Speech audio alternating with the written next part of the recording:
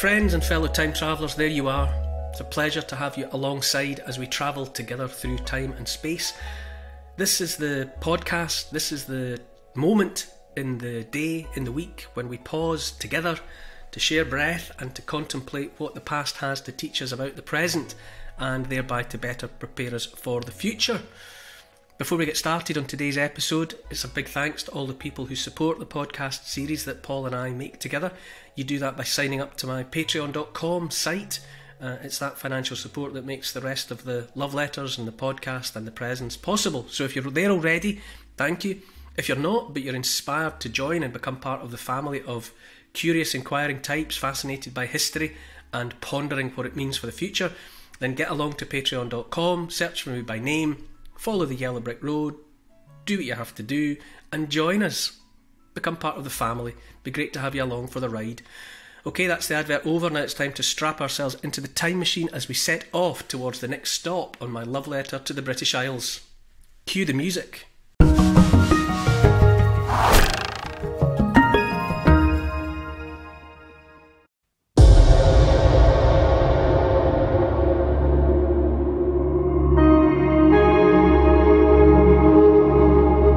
His sails are shot through, his ship was starting to list to one side because it was taking on water. Would you not like to surrender? And he says, I have not yet begun to fight. It's a good line. It's a good line. In this podcast, we witness the dawn of a new era.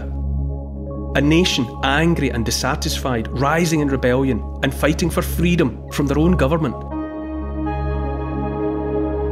The 56 signatories of the United States Declaration of Independence were all British subjects. One person who helped forge this incredible country, born in Arbigland in Scotland, became the founder and father of the US Navy.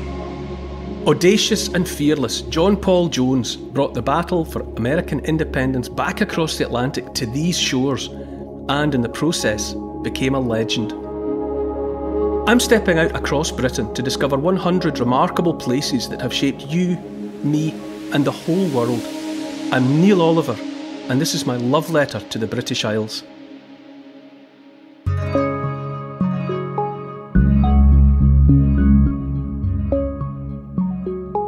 Hi Neil. In the last podcast we met as friends, sang Auld Lang Syne in Dumfries and revelled in the brilliance of Robert Burns. Where are we this week? Well, it's definitely not all rosy and convivial this time, and that's for sure. During the fight for American independence, John Paul Jones, who was born in Scotland, became a proud American and brought the battle to make his new adopted country, the land of the free, to these shores. Guns primed and at the ready, he sailed with his crew across the Atlantic to attack the thriving industrial port of Whitehaven, here in Cumbria.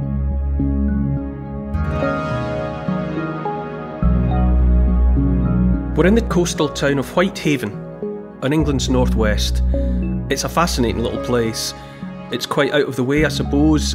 People visit Cumbria for the Lake District, and I think they kind of tend to forget that Cumbria's even got a coast, but it does. And Whitehaven was a significant port.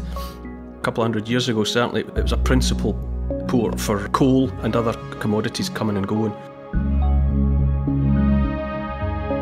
So it has mattered in the past, perhaps more than it matters now. It's a little bit overlooked. But it's a town and a port with a fascinating history. I send a love letter from it because it's the place that the rebel/hero John Paul Jones made his name, became infamous. But we'll get to him in a moment. It's long been my contention we invented America. When the Declaration of Independence was signed, when the Revolutionary War or the War of Independence was fought, it's important to remember that it was fought by Britons, British rebels. They became Americans, but at the time they were British. And the 56 men who put their signatures on the Declaration of Independence, they were Brits. And they were upset with the government, they were upset with the British monarchy, the British government, and that was what they were rebelling against. But they were British rebels. It's too easy to think that the American War of Independence was fought by Americans. They were in the process of becoming Americans. And that's a fact.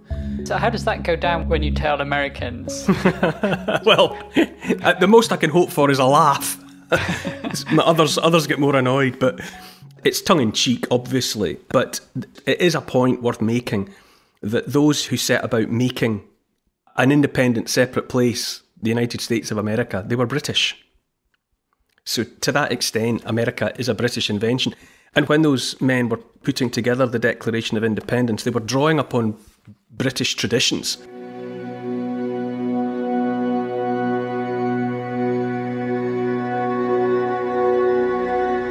Magna Carta, or the spirit of Magna Carta, is there.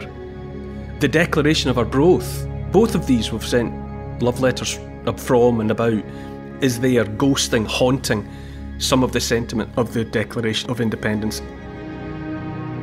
It's also worth pointing out in that context that during the time of the Scottish Enlightenment, the chair of moral philosophy at Glasgow University was occupied by a man called Francis Hutcheson. And he was a churchman as well as a philosopher, and so he spoke very much from a religious point of view, and he preached, as it were, that happiness was not some random manna from heaven. I mean, a lot of people were of the opinion that God decided to make some people happy and some people not, that it was random, like winning the lottery. But Hutcheson told his students that, on the contrary, happiness, personal happiness, was a collateral benefit of working your hardest to make other people happy. He said that if you dedicated all your effort to making others happy, improving their lives, you would be made happy as a consequence of having made other people happy. And one of his students was a chap called John Witherspoon, and John Witherspoon went out and became the second principal of what became Princeton University, Princeton College. And he was one of the signatories of the Declaration of Independence as well, and it's supposed by some that the pursuit of happiness in the Declaration of Independence, great emphasis is put on life, liberty, and the pursuit of happiness. And the thinking is that Witherspoon had learned that from his old master, Hutcheson. So there are Scottish ideas, English ideas, British ideas are there. So there you go, that's how I would justify, at least in a tongue-in-cheek way, saying that, you know, we invented the United States of America. I hope I can get away with that without causing too much trouble. So which brings us on to John Paul Jones. Now, funnily enough, I grew up in Dumfriesshire. That's where I spent most of my childhood. And John Paul Jones was born in a wee back and beyond place called Arbigland. His dad was the head gardener on an estate there. So I grew up knowing about John Paul Jones as a kind of a local figure in a way that maybe other people didn't. He was a local name, and he's remembered as a rebel and a traitor in Britain for reasons which will become apparent. But in the United States, the US Navy in particular, he's honoured as the father and founder of the US Navy. If that honour can be said to go to any one individual, Americans will say it was John Paul Jones.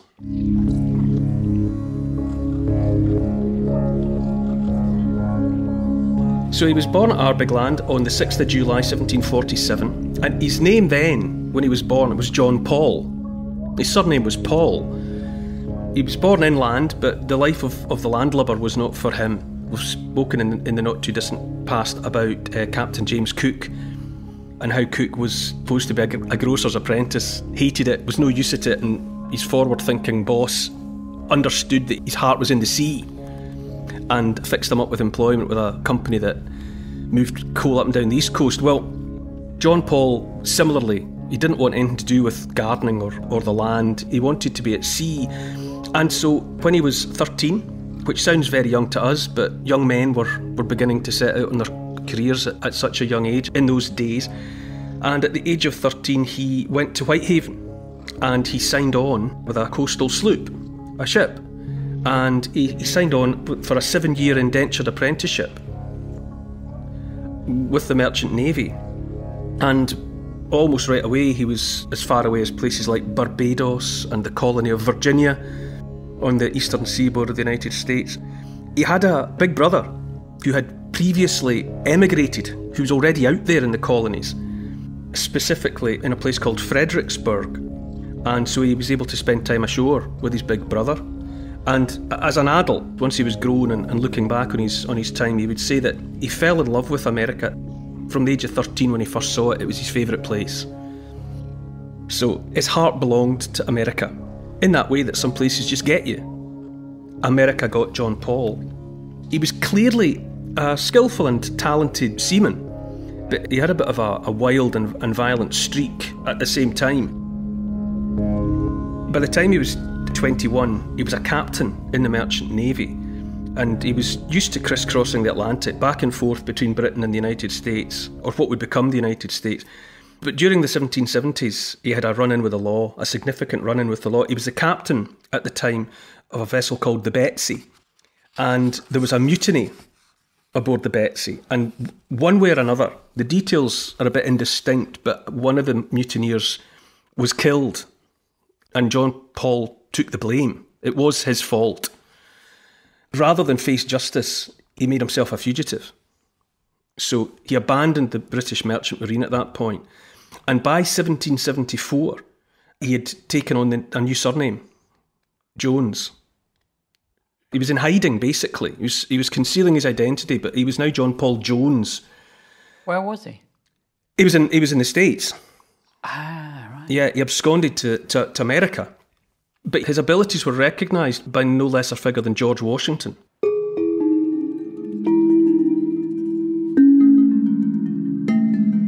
George Washington made him a captain in what was called the Continental Navy, which was a seagoing force that Washington had thrown together in a hurry in order to give him some kind of a chance against the seaborne element of the British forces that he would be fighting in the War of Independence.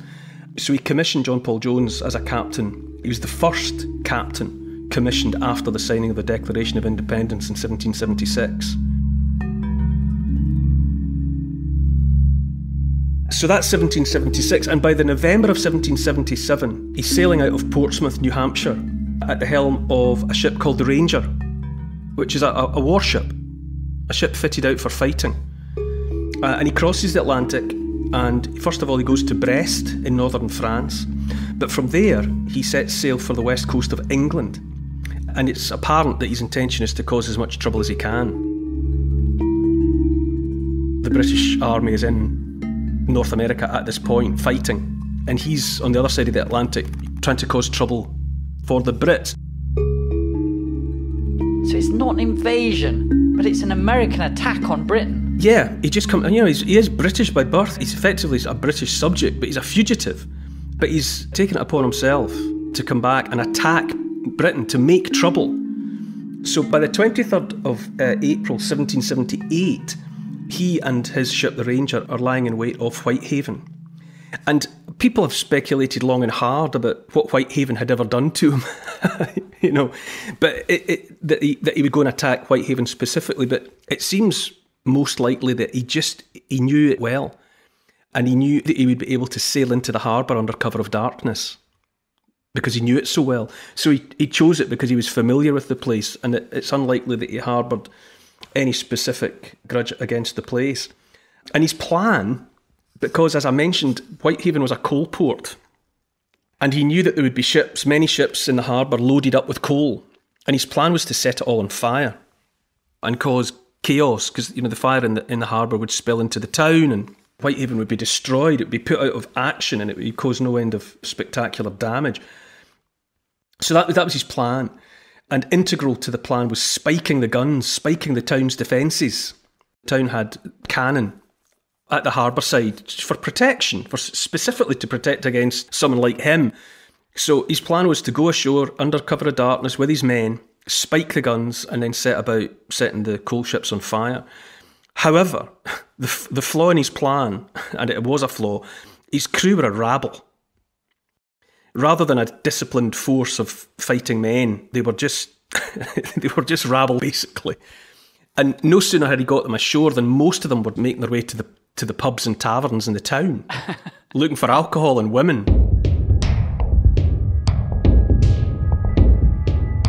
In the darkness and the confusion of it all, John Paul Jones himself, with a small company of men, they did indeed spike the guns, and he did indeed get aboard the coal ships, and he started a little fire. He got one of them going, but the alarm was raised And the locals, the good people of Whitehaven, came out in force, extinguished the fire, and chased John Paul Jones and his men away.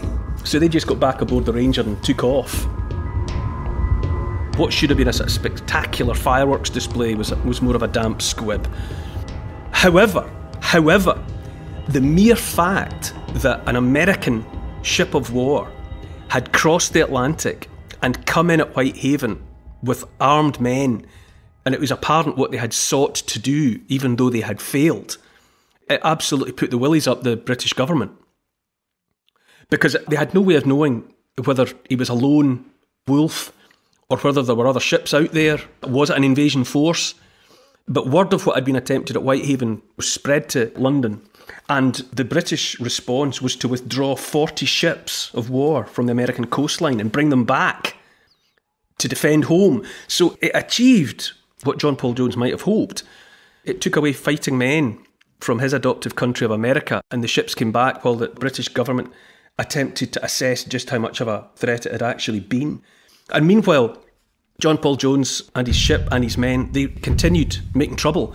They captured merchant ships. They did as much damage, caused as much chaos as they could. And by the time he had to go back to America, he was a legend.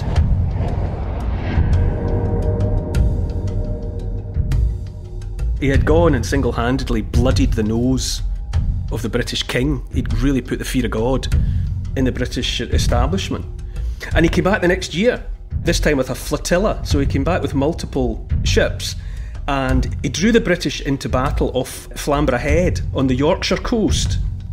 And his ship, his flagship, was the Bonhomme Richard, and it got set upon by more than one British vessel, and it was in a bad way. It was badly damaged by British fire, and it was starting to sink a little bit. It was in serious trouble. And the captain, the British captain, Captain Pearson of a British vessel called Serapis, which was engaged with him, shouted across that John Paul Jones might want to surrender. To which John Paul Jones replied, "I have not yet begun to fight." And "I have not yet begun to fight" has been the unofficial motto of the US Navy ever since. This is their thing. I have not yet begun to fight. So it's brilliant.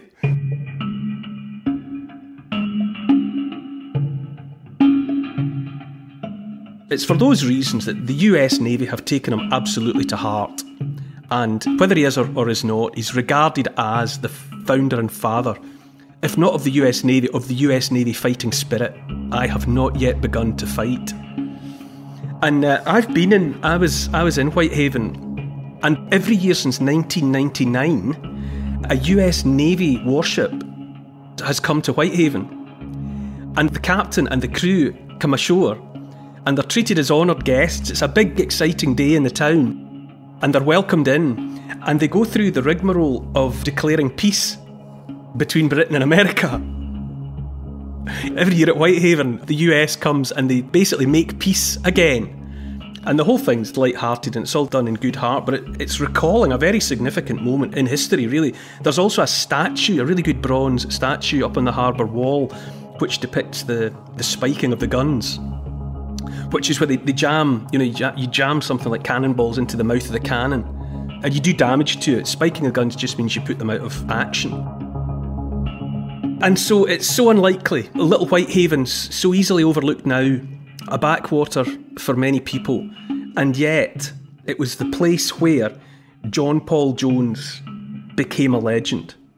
And it's the place where the founder and father, to all intents and purposes, of the US Navy showed his spirit, showed his determination and his reckless character. So it depends on what side of the Atlantic you're born and raised. Here in Britain, he's officially and quite rightly regarded as a traitor, or worse. And in the United States of America, he's a rebellious freedom fighter. And in any event, whether he's traitor or whether he's hero, he is absolutely, he's a son of these islands. He's a product of these isles. And he undoubtedly had a hand in making and shaping the land of the free.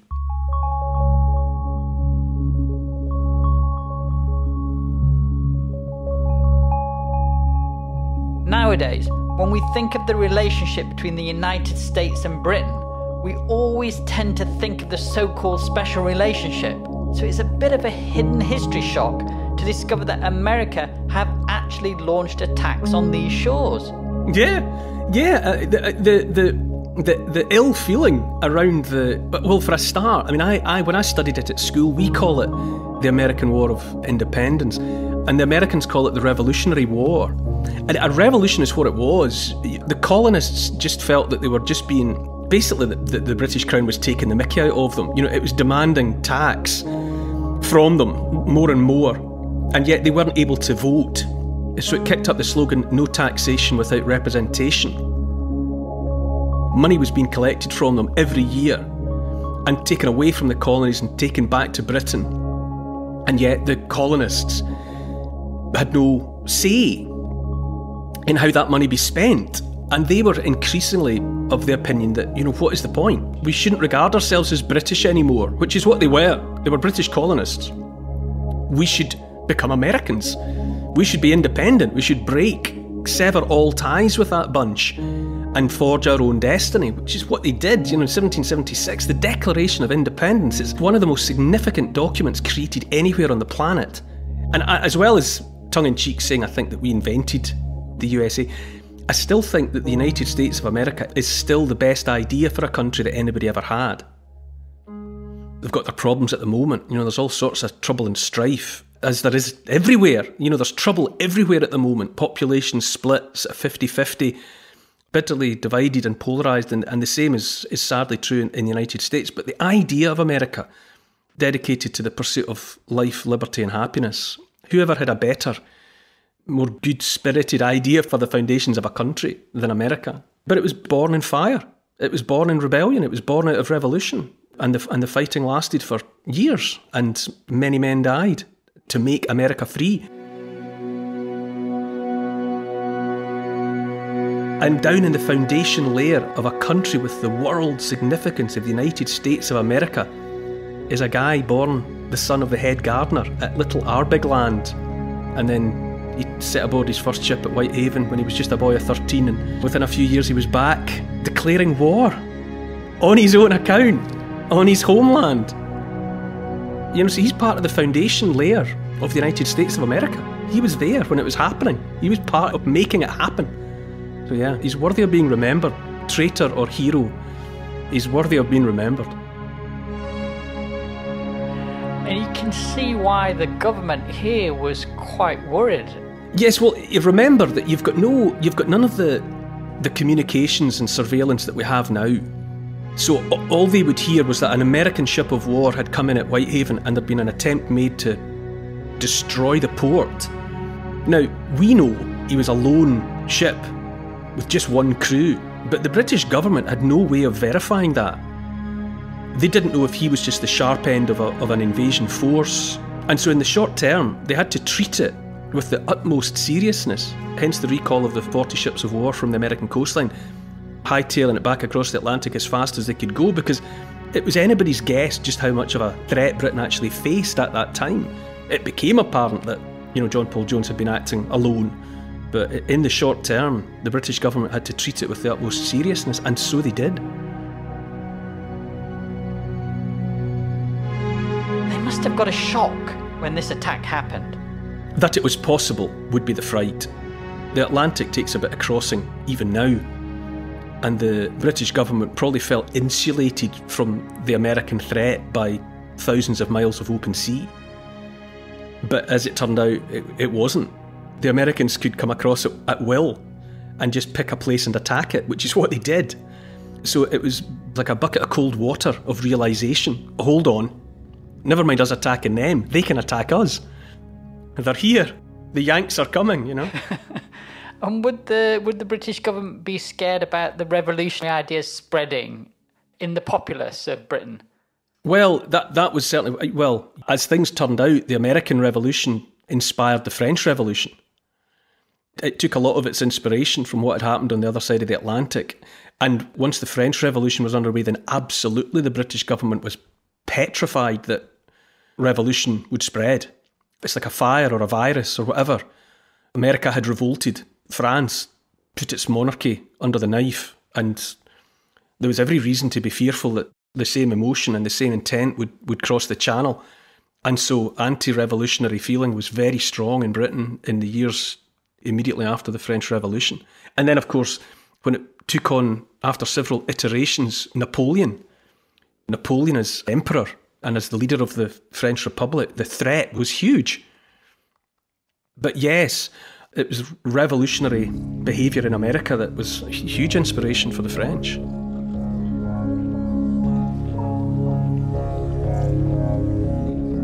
There's something wonderful, isn't there, about the fact that his catchphrase lives on after all this time. Absolutely. You know, he's on it. He's there. His sails are shot through. I think one of his masts was away. His ship was starting to list to one side because it was taking on water. Would you not like to surrender? And he says, I have not yet begun to fight. It's a good line. It's a good line.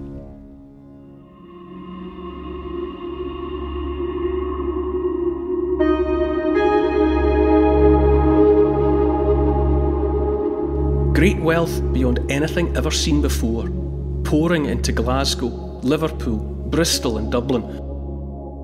The rise of the tobacco lords and their immense fortunes, transforming parts of those cities. The fortunes they acquired made them the Jeff Bezos and Bill Gates of their day. But this commerce and the riches it brought came at a deadly human cost. Every pound and dollar made on the backs of African slaves. Next time, in my love letter to the British Isles. To help support this podcast, which is and always will be free, and to get access to new and exclusive history and comment videos every week, sign up to my Neil Oliver Patreon site. It'd be great to see you there. Check out the Instagram account called Neil Oliver Love Letter. And please write a review of this week's podcast and share it with your friends. For further reading about these favourite destinations of mine, you could try my book. It's called The Story of the British Isles in 100 Places and it's published by Transworld.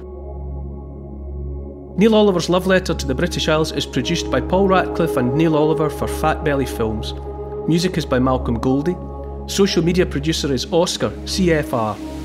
Additional research is by Evie, Lucian, Archie and Teddy. The finance is by Catherine and Trudy. Post-production is by Althorpe Studios, and the graphics are by Paul Plowman. And special thanks to the people across history who have made and continue to make these isles such an incredible place.